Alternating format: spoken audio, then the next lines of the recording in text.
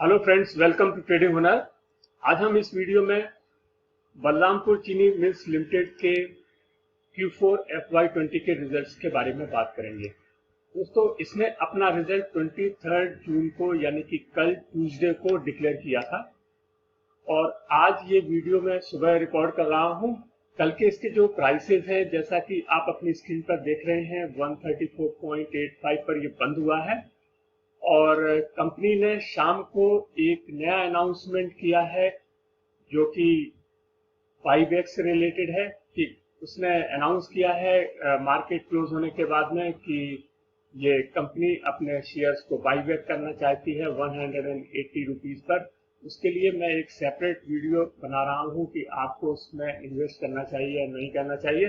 Definitely उसमें invest करना चाहिए और मुझे उम्मीद है कि ये आज मार्केट में काफी तेज रहने वाला है ये शेयर। तो दोस्तों, हम सबसे पहले इसका एक साल का प्राइस परफॉर्मेंस देख लेते हैं कि एक साल पहले इस कंपनी का प्राइस क्या था और उससे जो शेयर होल्डर्स हैं उनको उनके पोर्टफोलियो में कितना बेनिफिट हुआ है या कितना नुकसान हुआ है। तो सबसे पहले देखते हैं हम एक साल का प्राइस परफॉर्मेंस। तो यहाँ पर हम देखते हैं इसका एक साल पहले जो प्राइस था, हाई प्राइस यदि हम ले लें तो वो था 142.55 और ये कल का यानी ट्यूसडे का जो हाई प्राइस है वो 135.20, जैसा कि आप अपनी स्क्रीन पर देख रहे हैं। यानी कि इसके जो प्राइस है एक साल में 5.16% ही गिरे हैं।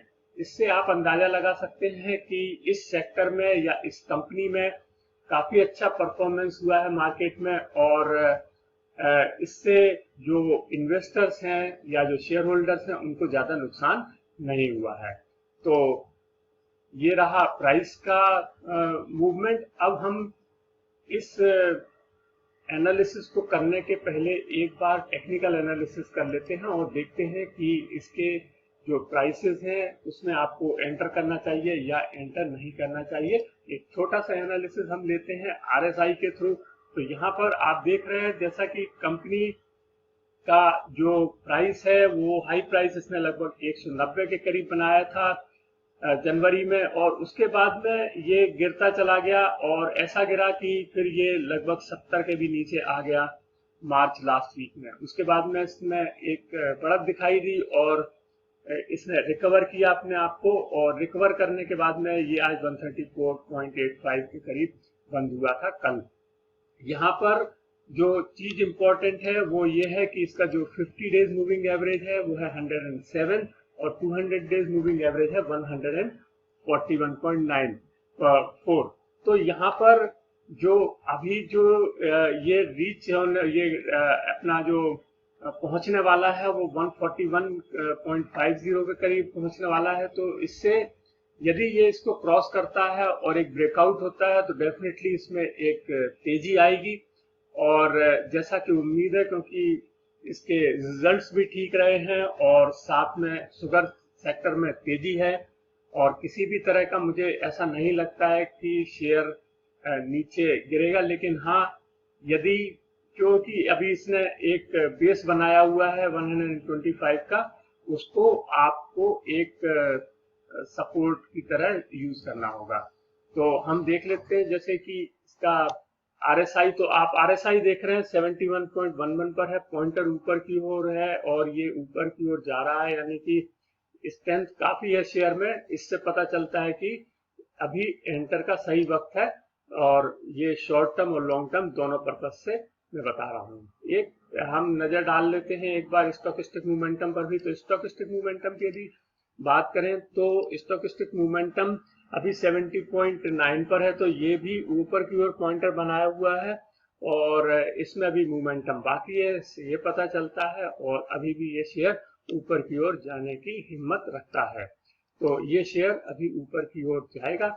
अब हम अपना अर्निंग परफॉर्मेंस या कि क्वार्टरली रिजल्ट्स का एनालिसिस करेंगे। इसके लिए हम 3 पैरामीटर्स लेते हैं अपने, जो कि है रेवेन्यू, एबिटा और प्रॉफिट। हम बारी बारी से इनका डिस्कशन करते हैं। सबसे पहले लेते हैं हम रेवेन्यू। तो यहाँ पर रेवेन्यू पिछले साल Q4 FY19 में 1335 करोड़ थी, जो कि इस साल बढ़कर के 1766 करोड़ हो गई है और ये 32.3% की इसमें एक बढ़त आई है।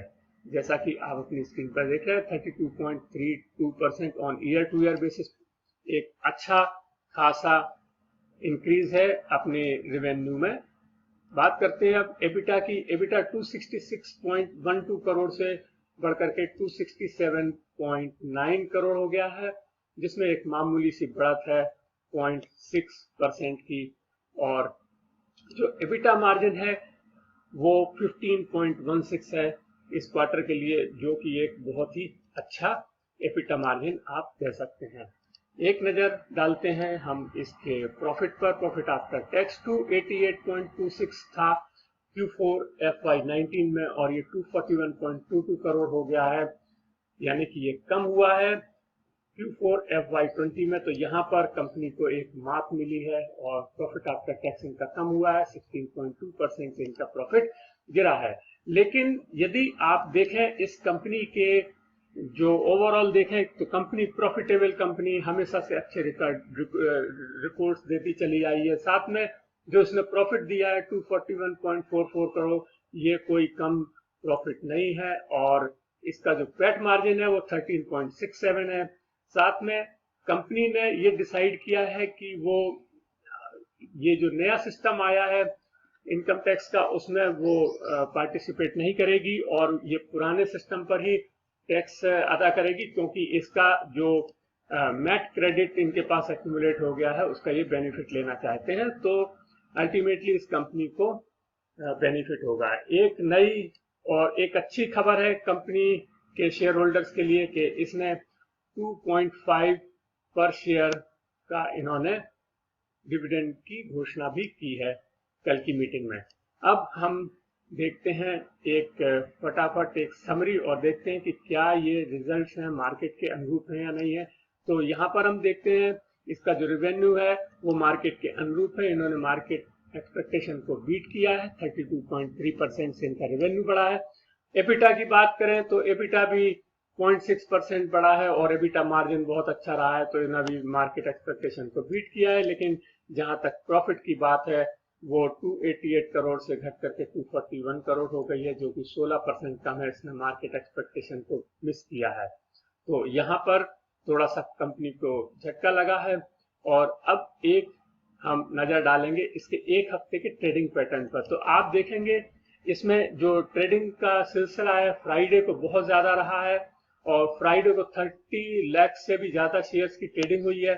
कल जब इसका रिजल्ट आना था उस दिन 17,43,000 के करीब शेयर की ट्रेडिंग हुई है, और इसने हाई बनाया है 135.30 का।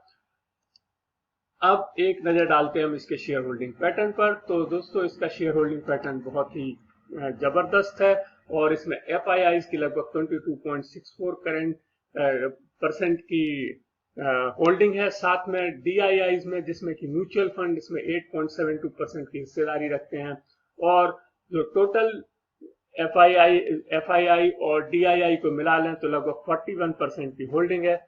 41% की होल्डिंग इसके प्रोमोटर्स के पास में है, और फ्री फ्लोट लगभग 17.3 है। इसीलिए जो कंपनी के प्रोमोटर्स हैं वो होल्डिंग्स को वापस लेना चाहते हैं, शेयर्स को वापस लेना चाहते हैं। बाईबैक का इन्होंने ऑफर दिया है 180 का।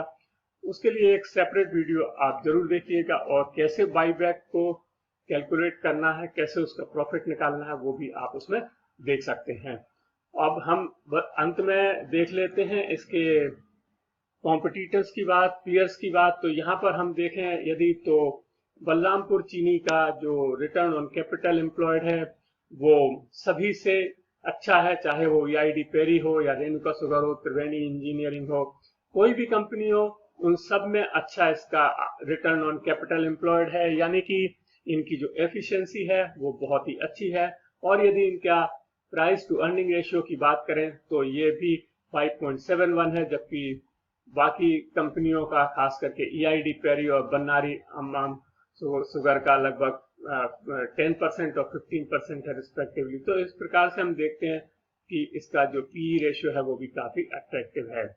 दोस्तों आपको ये वीडियो कैसा लगा? यदि आपको वीडियो अच्छा लगा हो तो इसे लाइक कीजिएगा और शेयर कीजिए, और यदि आपने अब तक हमारे चैनल को सब्सक्राइब नहीं किया तो प्लीज हमारे चैनल को सब्सक्राइब कीजिए। Thank you.